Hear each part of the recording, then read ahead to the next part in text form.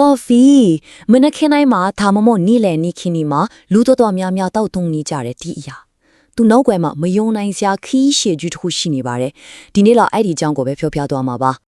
ဟုတ်ပါရဲ့အထက်ကမေးခွန်းကဒါပါပဲဘယ်လိုလုပ်ပြီးတော့စိတ်တေးစားတဲ့တာမန်အသေးလေးတစ်လုံးကနီးကဘာပေါ်လူတော်တော်များများရဲ့နေ့စဉ်ပွားထဲကိုမရှိမဖြစ်အရာတစ်ခုဖြစ်ရောက်လာခဲ့တာလေအဲ့ဒီမေးခွန်းအဖြေကိုပဲကျွန်တော်တို့အတူတူလိုက်ရှာကြည့်ကြရအောင်ကဲဇလန်းကိုအစနဲ့ပြန်ကောက်ကြရအောင်အရာလုံးရဲ့မူလအစားကော်ဖီကိုစပြီးတွေ့ရှိခဲ့တဲ့တန်တရားရဲ့ဆန်းဆန်းဇလန်းလင်းနေပေါ့ဇလန်းကခိုးကြစုအီသီယိုးပီးယားမှာစောပါတယ်ခါလ်ဒီဆိုတဲ့စစ်ကြောင်းသားလေးတယောက်ပေါ့သူကသူ့စိတ်တရအနီရောင်အတီးလေးတွေစားပြီးတော့ထူးထူးခြားခြားတက်ကြွနေတာကိုတတိထားမိသွားတယ်အဲ့ဒီမတော်တဆတွေ့ရှိမှုကနေကဘာကြီးကိုပြောင်းလဲစေမဲ့ခရီးတစ်ခုစတင်ခဲ့တာပါပဲနောက်ပိုင်း15ရာစုလောက်ယီမန်နိုင်ငံမှာတော့ကော်ဖီကိုစနစ်တကျစိုက်ပျိုးပြီးဖြောဆက်တော့တုံးလာကြတယ်အဲ့ဒီချိန်ကမော်ကာစိတ်ကမ်းမျိုးဆိုတာကော်ဖီကုန်သွယ်ရေးတဲ့အချာချာနေရာကြီးဖြစ်လာခဲ့တာပေါ့အဲ့ကနေတဆင့်16ရာစုရှေ့အလယ်ပိုင်းမှာကျူဘေခါနယ်လို့ခေါ်တဲ့ကော်ဖီဆိုင်တွေပေါ်လာတယ်ဒီဆိုင်တွေဟာလူတွေစကားစမေးပြောကြနိုင်ငံရေးဆွေးနွေးကြတဲ့အရေးပါတဲ့နေရာတွေဖြစ်လာခဲ့တယ်နောက်ဆုံး19ရာစုမှာတော့ Venice ကုန်သည်တွေကတဆင့်ကော်ဖီဟာဥရောပတိုက်ကိုရောက်ရှိသွားပါတော့ဒါပေမဲ့ဥရောပကိုကော်ဖီရောက်စမှာတော့လူတိုင်းကလက်ခံကြိုဆိုခဲ့ကြတာမဟုတ်ပါဘူးအထူးသဖြင့်အရှေ့အလယ်ပိုင်းကနေလာတဲ့အရာဆိုတော့စကုဘီယာစုကခရစ်စတန်ဘုန်းတော်ကြီးတချို့ကစာတန်ရဲ့ခါတက်တဲ့ဒီထွင်မှုဆိုပြီးအတော်လေးကိုတန်တရားမျက်လုံးနဲ့ကြီးခဲကြတာပေါ့အဲ့ဒီအချိန်မှာပဲအရေးကြီးတဲ့အလဲအဖျောင်းမြင့်တစ်ခုထစ်လာခဲ့တယ်အဲ့ဒါကတော့ပုံရဟမ်းမင်းကြီး Clement the 8th ကိုယ်တိုင်ကကော်ဖီကိုမြေဆန်းကြည့်ပြီးအရန်ကိုနှစ်သက်သွားတာပါပဲသူကကောင်းချီးပေးလိုက်တဲ့အခါမှာတော့ကော်ဖီရဲ့မကောင်းတဲ့တဲ့ပျောက်ကွယ်သွားပြီးဥရောပမှာလူအများလက်ခံလာဖို့လမ်းပွင့်သွားခဲ့ပါတယ်အဲ့ဒီနောက်ပိုင်းမှာတော့ကော်ဖီဆိုင်ဒီဟာဥရောပတစ်ခွင်မှာဉာဏ်ပညာဖလှယ်ရာလူမှုရေးအရာစုံတွေ့ရာနေရာတွေထက်အရန်ကိုခေတ်စားလာခဲ့ပါတယ်အထူးသဖြင့်အင်္ဂလန်မှာဆိုရင် Penny University လို့တောင်နာမည်ပြောင်းရတဲ့အထီးပဲဘာလို့လဲဆိုတော့တက်ဘယ်နစ်ဟုတ်ပါတယ်တပယ်နေ့လီနဲ့ကော်ဖီတစ်ခွက်ဝယ်လိုက်တာနဲ့အသိပညာကျွဲဝါတဲ့စကားဝိုင်းဒီမှာဝင်ပြီးဆွေးနွေးနိုင်လို့ပါပဲဒါဟာအရင်ကအထက်တန်းလွှာတွေနဲ့လက်လန်းပြီးခဲ့တဲ့အသိပညာကိုလူတိုင်းဒီပါမျှဝေနိုင်တဲ့တော်လန်ရေးတစ်ခုလိုပါပဲကဲရှေးသမိုင်းကနေခုံပြီးတော့ကော်ဖီဟာကဘာဒွမ်းကိုအကြီးကျယ်ပြန့်နှံ့သွားတဲ့ခက်သက်စီကိုတစ်ချက်ကြည့်လိုက်ကြရအောင်ဒီမှာဆိုရင်ရာစုနှစ်တင်နဲ့အမျှကော်ဖီရဲ့အရှိန်အဟုန်ကိုတွေ့နိုင်ပါတယ်19နဲ့18ရာစုလယ်မှာဆိုရင်ကိုလိုနီနိုင်ငံကြီးတွေကသူတို့ရဲ့ကိုလိုနီနယ်မြေတွေထက်တဲ့အာရှနဲ့အမေရိကတိုက်တွေမှာကော်ဖီကိုအကြီးအကျယ်စိုက်ပျိုးခဲ့ကြတယ်19ရာစုမှာတော့ဘရာဇီးနိုင်ငံကကမ္ဘာကော်ဖီဈေးဘက်ကိုဥဆောင်လာခဲ့တယ်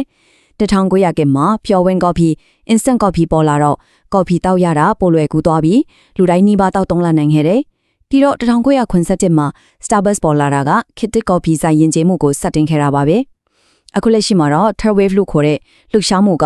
ကော်ဖီရဲ့အရေးအသွေးတူလာတဲ့မူရင်းဒေတာနဲ့အမှုပညာဆန်ဆန်ဖြော်ဆောင်မှုတွေကိုပို့ပြီးအလေးထားလာကြပါပြီ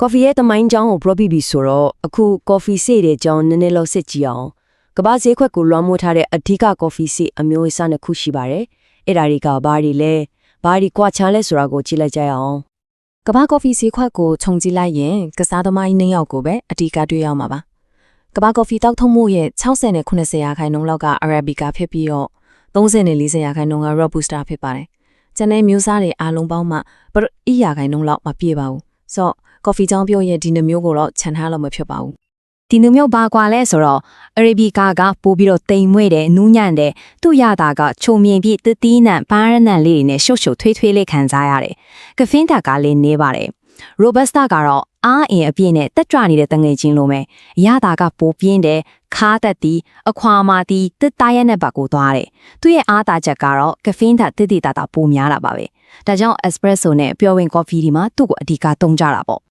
ဒါပေမဲ့ကော်ဖီလောကကြီးက